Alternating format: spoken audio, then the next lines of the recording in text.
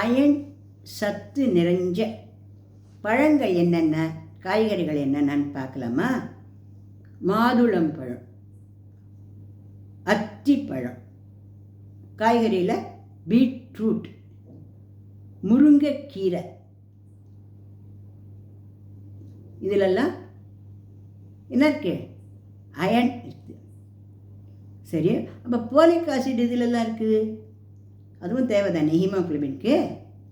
Folic acid இதிலெல்லாம் இருக்குது அப்படின்னா நிலக்கடலை, வெண்டைக்காய், முளைக்கட்டின தானியங்கள், முக்கியமாக பச்சை பயிர், இதிலெல்லாம் போலிக் ஆசிட் இருக்குது. விட்டமின் சி எதில் இருக்குது அப்படின்னு பார்க்கலாமா?